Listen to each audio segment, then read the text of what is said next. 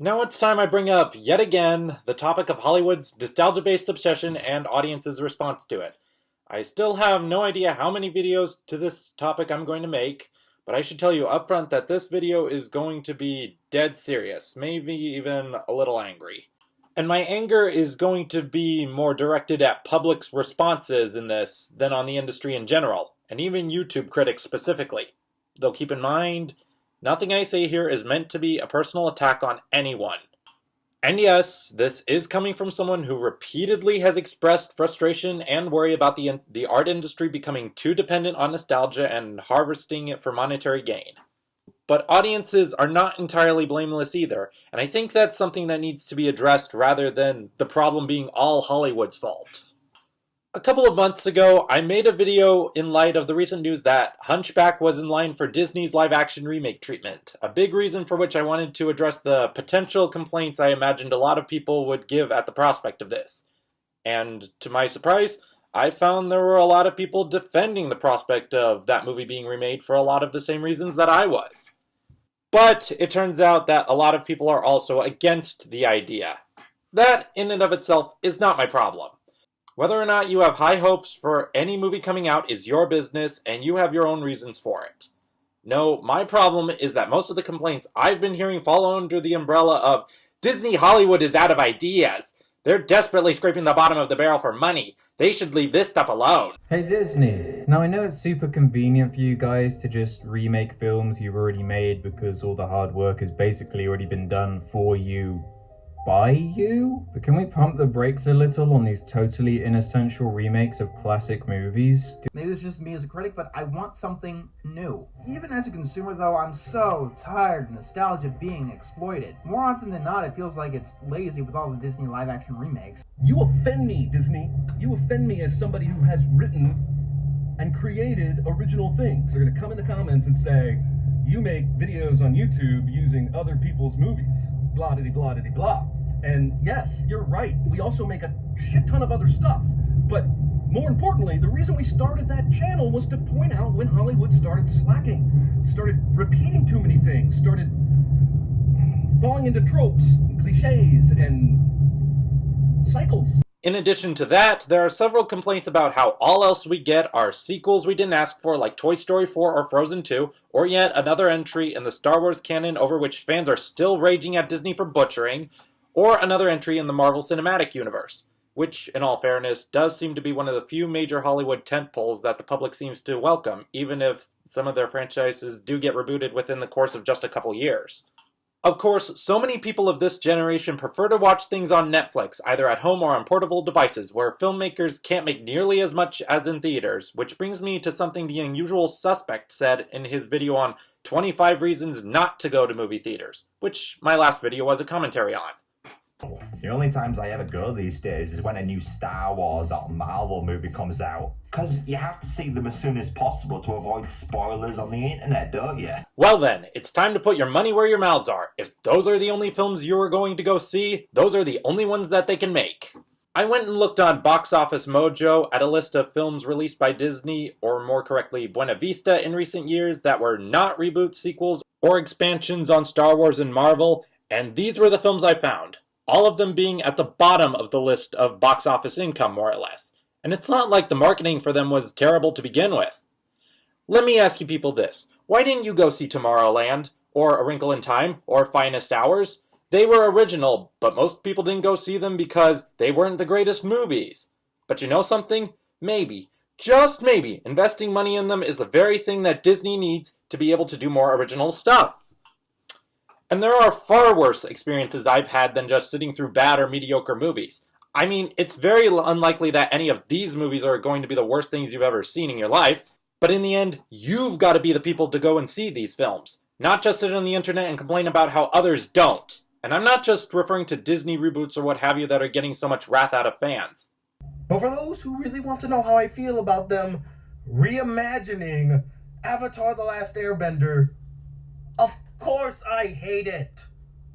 If I didn't like The Last Airbender, which was a live-action remake of the series, what makes you think I'm going to sign off on a live-action series of Avatar The Last Airbender. What, because the original creators are attached to it?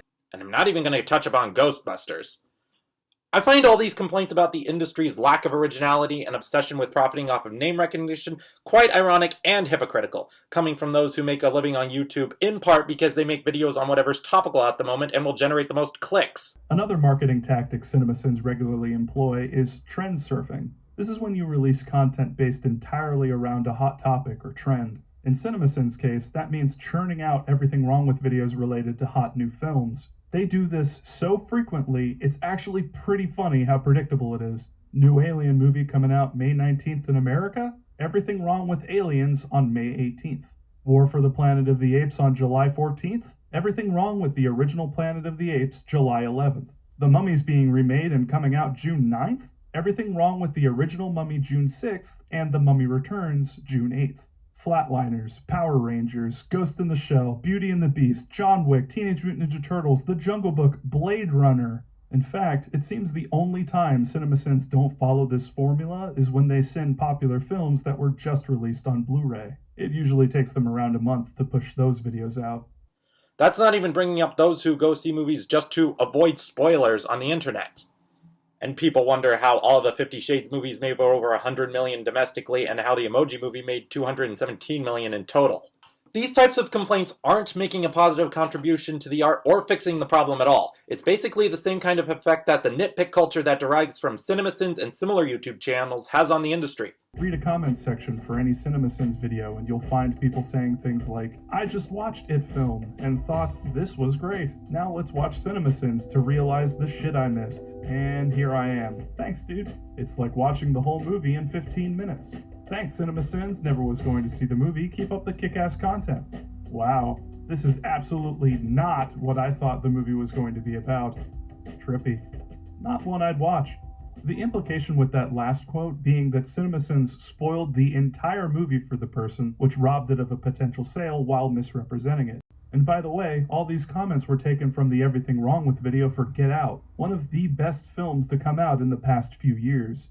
And when it's all anal nitpicking that discourages people from going to see a movie, it gives the filmmakers the impression that they have to focus their films on being as nitpick-proof as possible, rather than being emotionally investing, or creating sequels and remakes to fix complaints people had with the originals. We can't leave things to people's imaginations, then they might go make an internet about it. It's basically how art business works. When you make a living as an artist, you can't get by without anybody to sell your art to. And you have to listen to your audience's responses to get a basic impression of what you think they want to see. If your goal is just to tear something you don't like down, like specific trends you see, you're not helping or making a positive contribution to the art. And if you guys don't want to pay $10 for a ticket to a film you may or may not end up liking, then you forfeit the right to complain that filmmakers aren't doing anything else. I say this as someone who lives a very cost-aware life, and my availability to go to the theaters is very limited.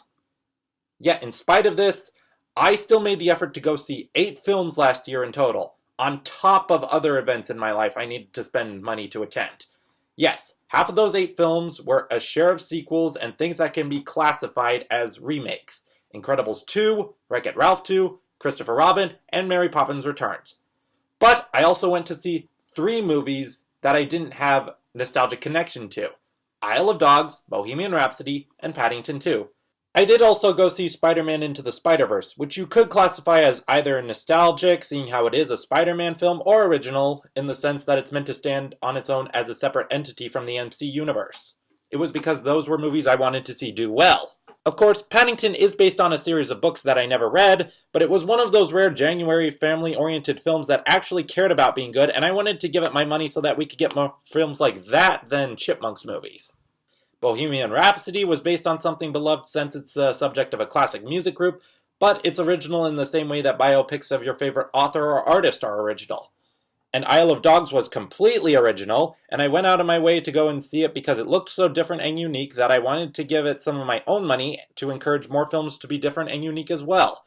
And I say went out of my way to go see it because I had to take 2 bus transfers and a train to get to a theater that was showing it at the time. And for the titles with nostalgic tie-ins that I do go see, I do it with the acceptance that we are currently at a time when it's an inevitability and we can't change the industry just like that. but also with the hope that people working on them will be putting their blood, sweat, and tears into it for more than just profit and actually want to give their audience their money's worth. But no, you guys are so determined to declare that these things are pointless, the end, without any second thoughts. It's greenlit for money, so it's not going to be good. As if certain movies and shows made to sell toys could never have turned into anything good that people could praise as any kind of art.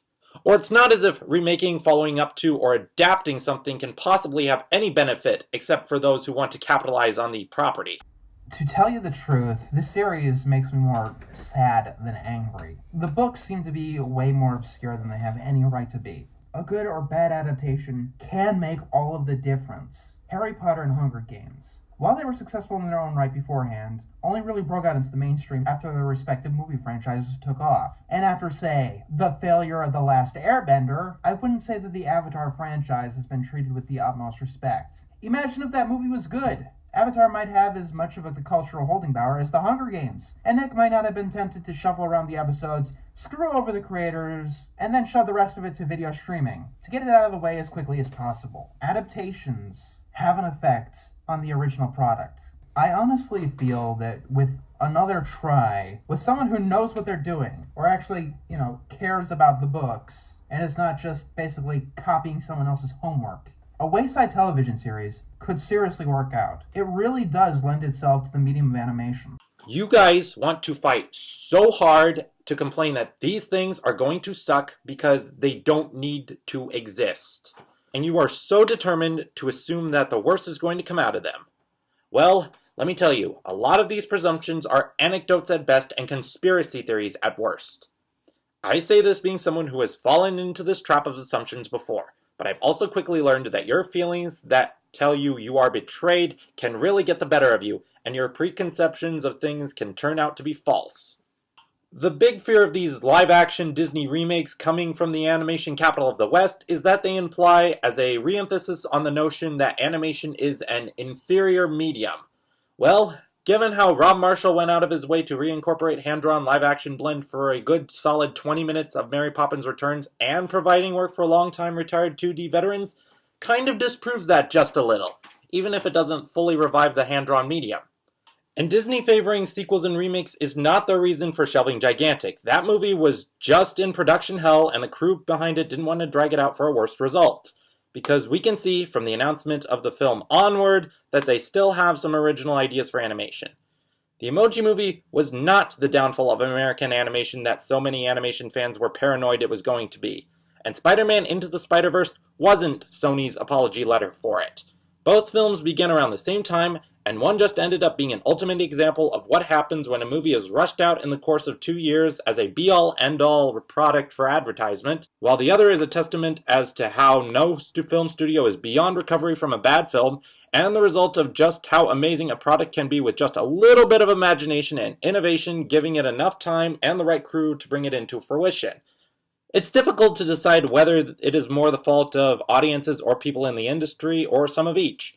All I can say is that when you don't go see films like Annihilation, Kubo and the Two Strings, Dunkirk, or Get Out, don't be surprised when those films bomb and you're left with just a plethora of these films in the months that follow.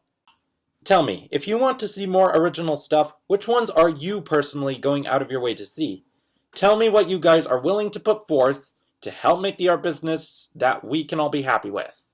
And with that, I leave you with something to hopefully think about and to leave in the comments below.